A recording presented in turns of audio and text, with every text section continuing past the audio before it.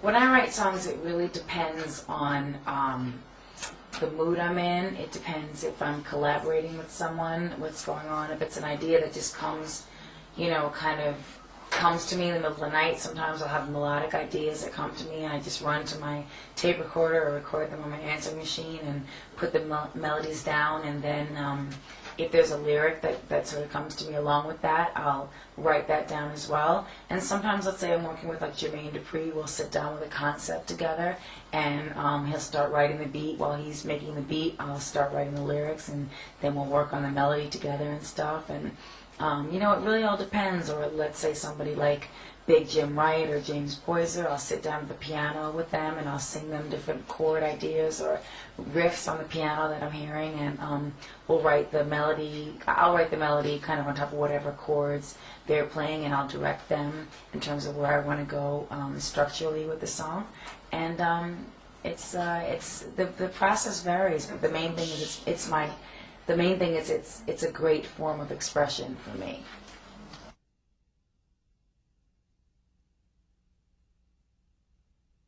Usually, like let's say with this album, with the Emancipation of Mimi, obviously, there are a lot of collaborators that I worked with in terms of featured artists, and let's say when I worked with Nelly, for example, that was the first time I'd really spent any time with Nelly, and I was working with the Neptunes, and Nelly was in the other room, and then Pharrell was like, you guys should do a song together, and we ended up collaborating together, and I didn't realize he's so melodic, and he has really great ideas, so we kind of went back and forth with each other, and he would sing something, I would sing something, and that was really cool. But when I work with like Jermaine Dupri, who's one of my favorite people in the world, he's a great friend, and he's a great collaborator. Sometimes we'll just come up with a concept, like, okay, we want to write a ballad, we want to make it this type of feeling, whether it's like We Belong Together was a specific direction that we sort of had when we went into the studio, and I think we both knew where we were going, and it's just a process of feeling it out. Like, I'll start to sing a melody, he'll sing a melody in his own way, his own unique way, and I'll kind of turn that into my interpretation of that. And or it depends, maybe it'll be like working with Big Jim Wright or James Poyser, where I'll sit down at a piano with nothing else in the room and sing them a riff that will become maybe the sort of like the center of what the song becomes, and then we'll map out the melodic structure, and I'll take that on a tape and go home, or a CD and go home and write the lyrics, and then just record the melody and the lyrics afterwards. So it all depends on who I'm working with, really, or if I'm just by myself coming up with different melodies.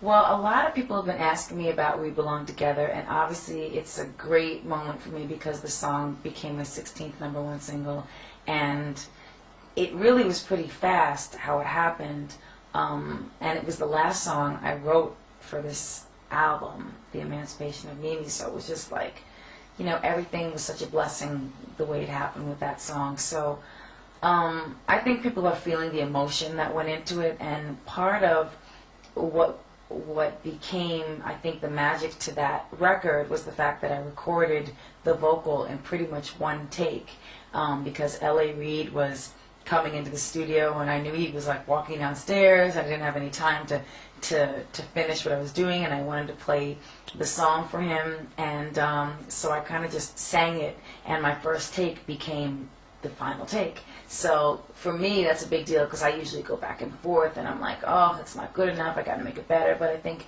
the emotion, the raw emotion, was captured on that record because of the fact of that pressure.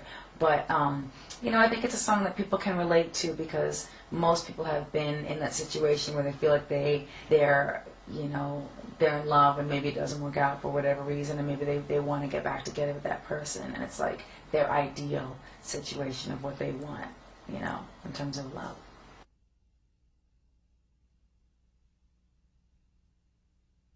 Working with Brett Ratner is always an incredible experience, because he's a lot of fun. He's just like this big bundle. He's this big bundle of energy, and he's just, he's super talented.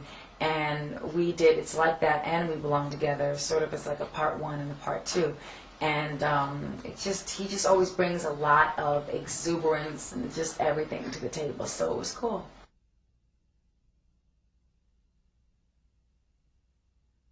The video was shot partially at the Greystone Mansion, which is in the Doheny Hills in LA, and it's just a really incredible looking place, and I've never seen anything like it in California, and I just feel like it was a really nice setting for the video.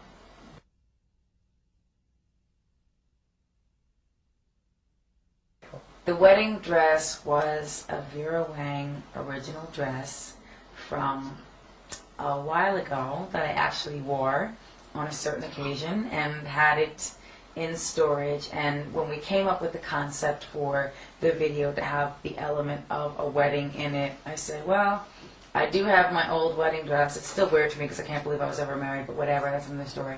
And I knew that we wouldn't be able to get a fabulous dress like in 2 days, so I just took that dress out of storage, and it has a 27-foot train, and it was just all hand beaded and stuff, so I figured might as well get some use out of it, and so it's my dress.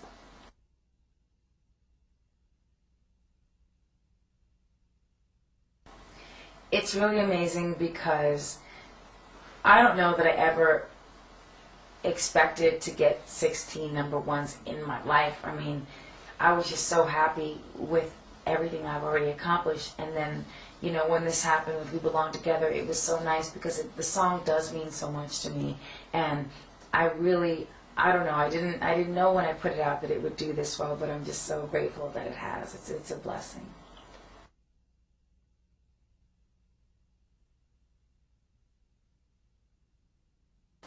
Well, I think that at this point in my life, having this success with this 16th number one with We Belong Together is even more special because after being kind of like out of the limelight for a minute and coming back and then having it be a song that means so much to me and having it really connect with the public, not only my fans who obviously mean everything to me and have stuck by me through everything, but people who may not have known my music in the past and stuff like that. It's a really great feeling, especially as a songwriter.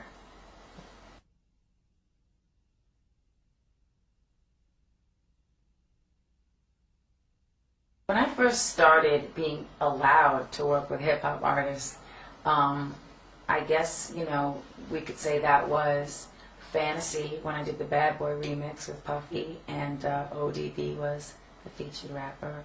I just felt like that was something I wanted to do, and you know, people in R&B were doing stuff like that, but those records weren't crossing over to pop. And even with me, the label that I was on at the time didn't want me to put that version on the album. They didn't want the pop stations to play that version. So, you know, a lot of those executives felt like rap music was a fad. And I had grown up listening to rap music, but, you know, those executives are a lot older and they thought it was something new. So for me, it's great to see the success of hip-hop and to see the evolution, because it's not like I've been like, oh, whoa, you know, I'm so smart to know this. To me, it's like basic. It's like, how could nobody, you know, how could the people I was dealing with have thought anything other than that? Have thought that me collaborating with other, you know, artists who are amazingly talented would be anything other than a plus and a bonus for me. But they didn't get it, so now I kind of look back and say, well, they didn't get it then, but it's a classic record for me now, so it's cool. And I know that it has paved the way for other collaborations and stuff, which is a cool thing, and it's great because I get to do more of what I want now, as well as continue to do the ballads and the solo records that I'd love to do.